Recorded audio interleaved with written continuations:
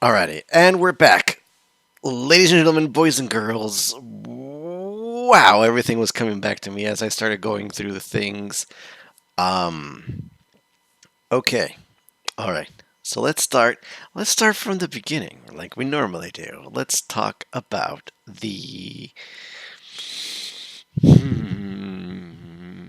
Cinder in the training room, I guess you can call it. So, Cinder, I'm guessing, is trying to get acclimated to her new found powers as the forced fall maiden, right? Yeah. And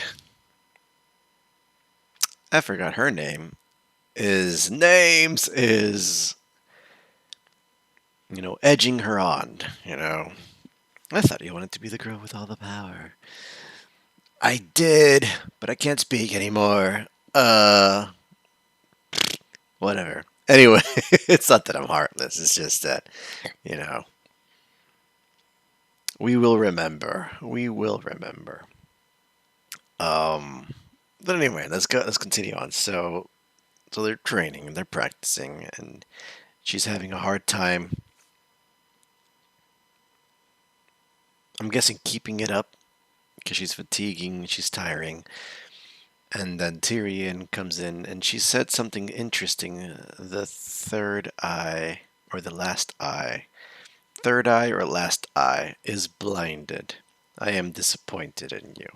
And that set him off edge because he has this very interesting relationship with whatever her name is. What is her name? Hold on, let me get these pieces together. Her name is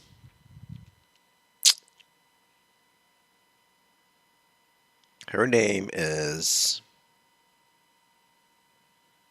her name is the Queen.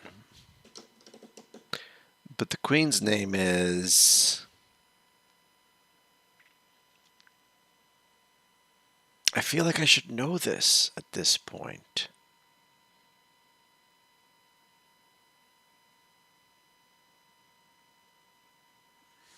What is her name? It's not Cinder. It's not Ember.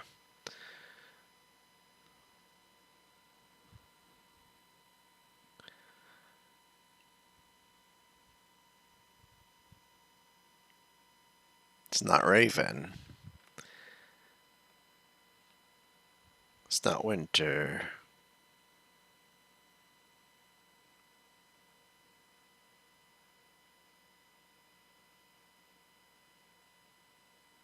What is her name? Oh, man. I feel like I should know this. And I can't remember. I'll probably remember eventually once I hear a conversation in my head where they mention her name. Um, Whatever's. I'll get to it in a moment. So she's so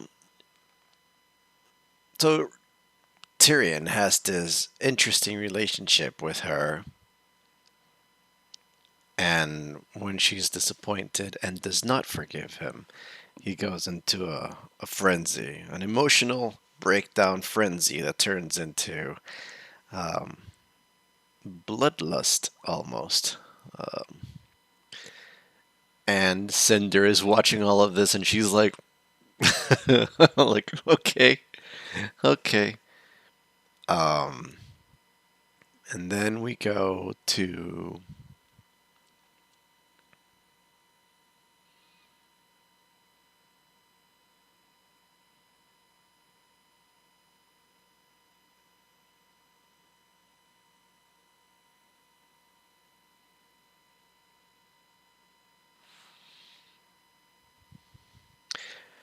let's talk about Klein really quick, because I just got his image again. He's changing personalities. It seems whenever his eye color changes. I just noticed that the red eyes are the angry eyes. I told you I'd be here. Hold your horses or whatever, and then he goes back to normal. He's like, "Hey, are you sure you're gonna go to the right place?" Okay, so let's before we go that, James is locking down the uh, the kingdom of Atlas because there's reports that there's something brewing in Mistral, and if I remember correctly, Beacon is Vale, Mistral has Haven, Haven, and Vacuo has Shade. Shade. All right. So whenever they say Haven or Mistral, they're talking about the same place in my book. So there's something brewing on in Mistral, and and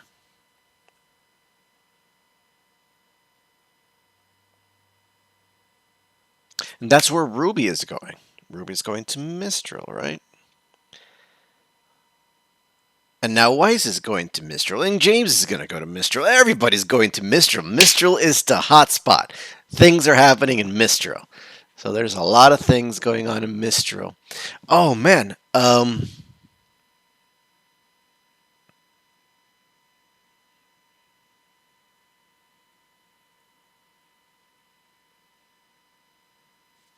man. You know who else is going to Mistral? The Well, I think he's going to Mistral because um Ospin was talking to the kid. What was that kid's name? It starts with a no. It starts with a no because everybody had a no name. Maybe. What was his name? Oscar. Oscar. Yeah, Oscar. Oscar. Oscar. Got it. Okay, so Oscar. Ospin was talking to Oscar, and he asked him to describe the headmaster's office of the Haven Academy. Yeah, because Ospin had helped him design it and the tea set and everything, and Oscar described it, and then he said we have to go to Minstrel. Are they all going to Mistral? I think Mistral is the hotspot. Everybody's going to Mistral. All right, okay, so that's happening. And now Yang, after she finishes, that's so cute. I loved it. After she finished it, customizing her arm to match her colors, which is awesome. Um, she too might. She didn't really say where are you going, and they cut it there. But she might also be going to Mistral. Um, yes, yes.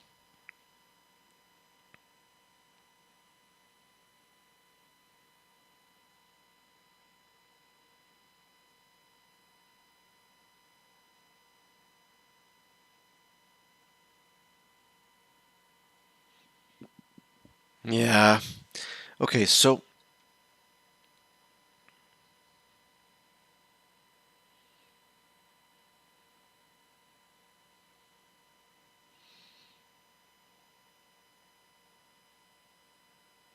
I liked Sun in this particular scene. He actually shone. He shone a little bit there, and good job, you know. Bec- just because your friends want to help you doesn't mean that you're controlling them into helping you. They want to help you because they want to. So stop shutting them out. That's really good. Blake apparently chose the route of isolation, and it's hard for her to connect with other people and then see those other people get hurt. I'm guessing because of the history that she has, where she belongs to this radical organization, the White Fang, and she grew up in the White Fang. And her father was, I don't know if her father was a leader in the White Fang or a power figure. I forgot that detail, but I know he was involved in the White Fang. Um,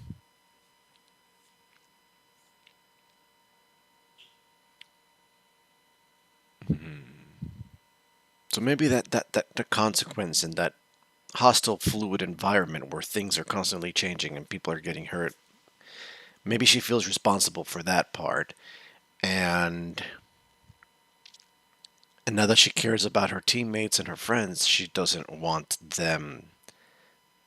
She feels responsible for them. That's a start. That's the key phrase right here. She feels responsible for them getting hurt and their involvement.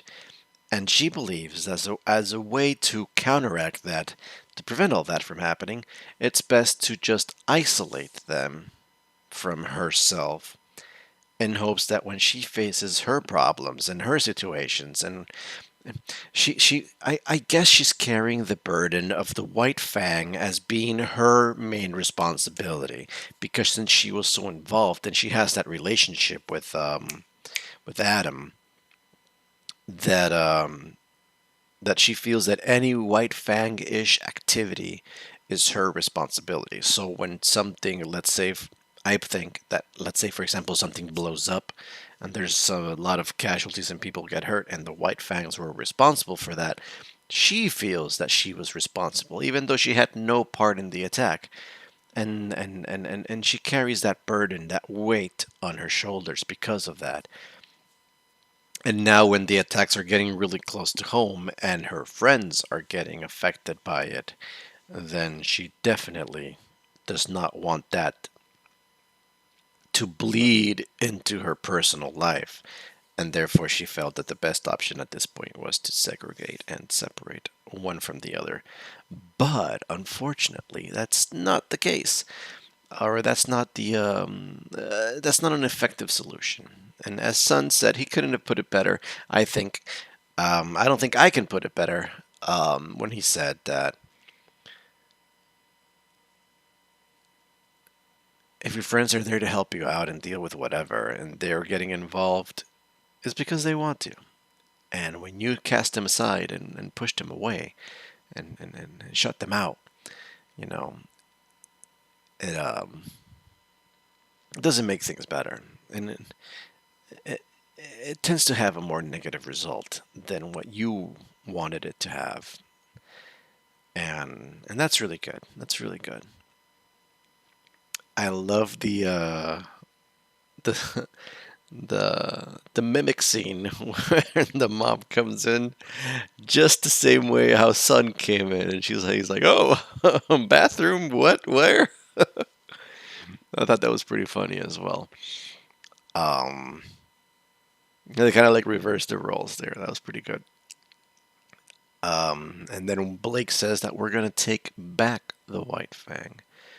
So that I think will be really cool to hash out and develop because that'll put Blake in a position of power. Excuse me. That'll put Blake in a position of power in which she'll have followers and she can use her influence to dismantle the forces and the teams and all the connections and the network behind the White Fang. If it turns out to be true and everything works out as expected, I believe Blake has the potential to really ascend into a big, heavy position of power. And maybe, with the backing of her father, maybe take leadership of the White Fang. Because she has the connections, she has the experience, and people know her. People know her. Sister Blake, go so good to see you again. And even Ilya had a moment of connection with her of like, oh, don't make me do this, or you shouldn't be up here, or you shouldn't have come back, I think it was. So there's definitely a lot of connections that Blake has within the White Fang because of her history or because of her connections. And I believe these will all play a key role eventually down the line in her ascending the ranks and either becoming a strong head figure or maybe even taking ownership of the White Fang and finally be able to stand up for all the things that she believed in, which was the abuse, the segregation of the White Fang, and the difference of treatment between the White Fang and everybody else. Because every time they talk about every time they talk about Faunus, not the White Fang, I'm sorry, not White Fang, Faunus in general. Every time they talk about Faunus and everything, it seems to me as if Blake does take it to heart, and and I believe this will enable her eventually down the line to start making some very positive changes the right way, without violence, without um, yeah, basically violence and terrorism, I guess you could call it, acts of terrorism and vandalism. So that'll definitely change things if that turns out to be the case. So let's see how this hashes out. Let's see what path or route it takes.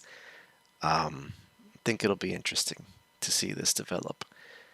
Um, that's Blake. Yang seems to be getting more comfortable with everything. As far as, I guess, her loss, regarding her loss of limb.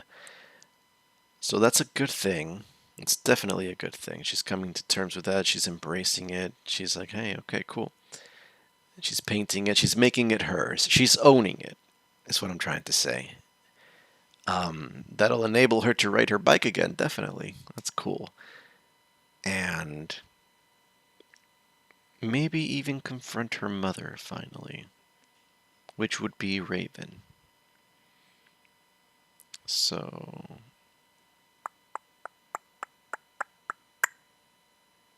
what else? What else? What else?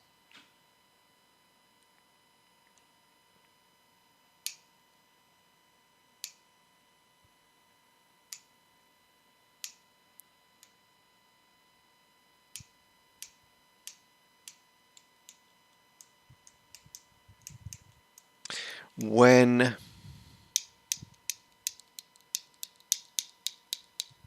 when Oscar was on his way to, I think, was Haven, he met one of the bad guys there,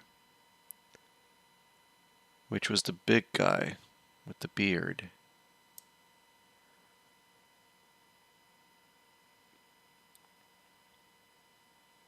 I forgot what advice the big guy gave him, but Oscar was having a hard time getting a ticket, and the big guy comes and I think, if I remember correctly, he punched the machine or something happened, and the ticket came out. And he gave him advice that said something about, I want to say, I don't remember exactly. I'm having a hard time remembering that conversation, but it was something amongst the lines of like sometimes you got to just take something. I think it was that. I'm not exactly sure, but but the reason I'm bringing it up, the reason I thought about this is if, well, for starters, what was that big guy doing there? That's the main thing. Why was he at that train station? Was it a train station or a bus station? I think it was a train station, right? I'm getting foggy areas in here. I think it was a train station. I think I remember seeing tracks. So why was he there at that particular station? And where was he going? Oh, wait, I remember where he was going. He was going to go to. No, where was he going? I'm trying to remember the Council of Evil, where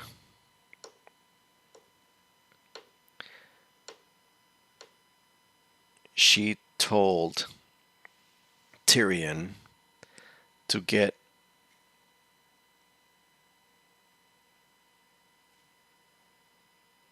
RWBY.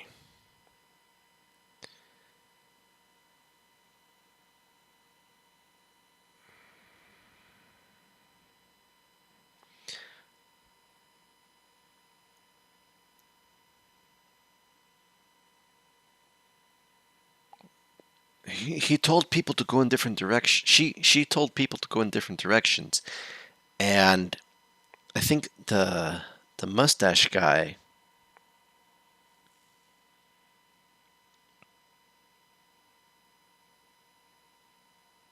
the big guy, the big guy was supposed to look for the next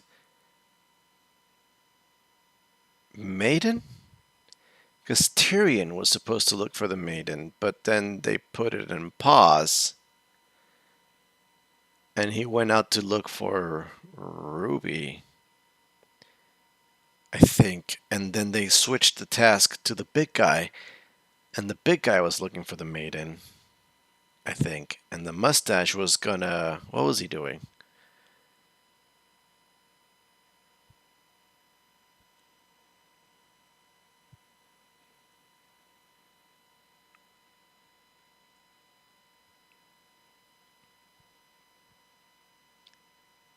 Ah,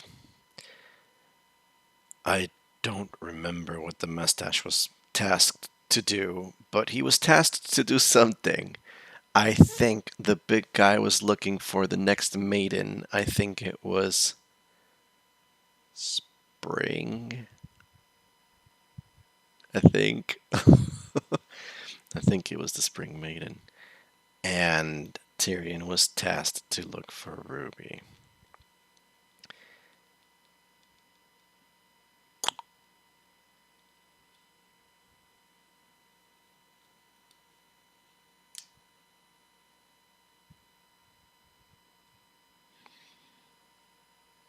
I just had a minor brain fart here. Is Mercury dead? Did he die?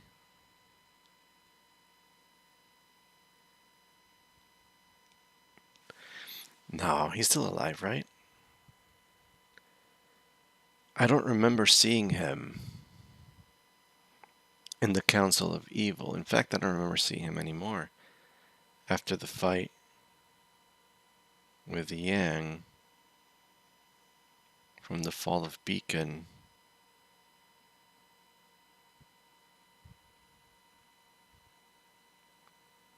I don't know why I thought about him.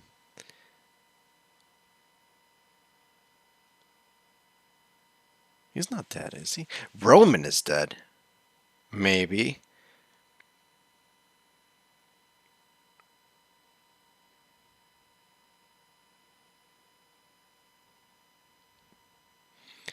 During the fight, Roman and Ruby were on top of the airship, and Roman was saying that I can't afford to lose.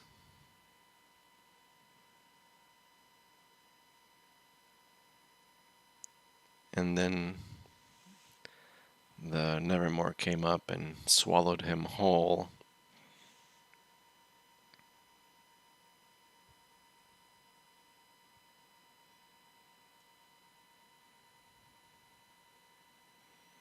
I don't know why I thought about Mercury. I don't know where Mercury is at this point. I don't think I've seen him. Have we seen him? He's somewhere out there. Emerald was with Cinder. I remember that march. I think he also was in the Council of Evil. I just can't. I don't think he made much presence. If he was there. Yeah, I think he was there because for some reason I'm remembering an image of them bickering with each other without talking. Like she slaps him or something. Man, I don't know why he just disappeared from my memory like that. But definitely, Emerald was with Cinder because she was talking for Cinder. And at one point, whatever her name is said, "No, let her speak." And Cinder was like, yeah, but I think Mercury was there. I don't know why I had that blank all of a sudden, but I just forgot about him. Like, where did he go? I think he was there. I think he was there. Okay, so where are we at this point? At this point, we have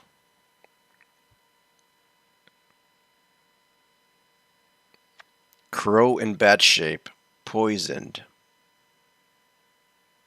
Ruby, Jown, Ren, and Nora in a town with what looks to be like a boss grim. I remember I called it a boss grim because it was different than all the other grims we've seen so far.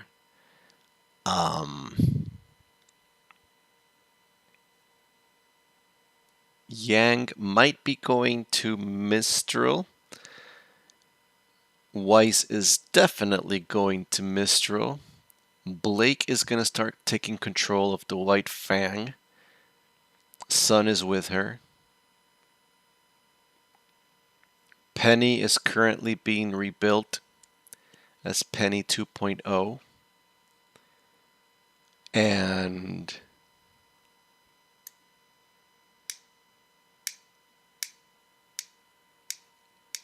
what else?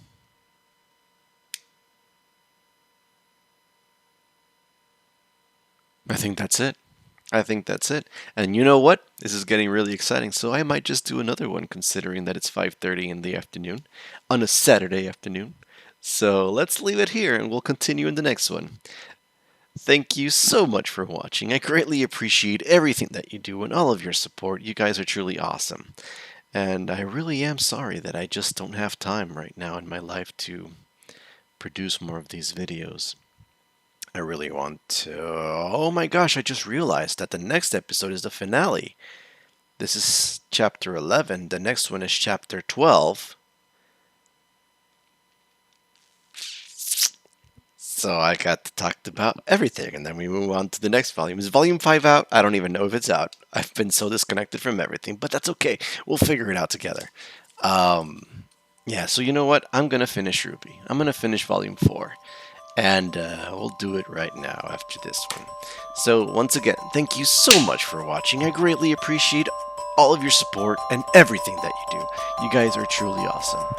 So until next time, take care. Mouse on the stop button. Here it is. Take care and bye-bye. ふわふわふわふわふわふわりくるくるくるくるくるくる回るのふわふわふよふよふわふわりうるるくるくるふわふわ飛び出したの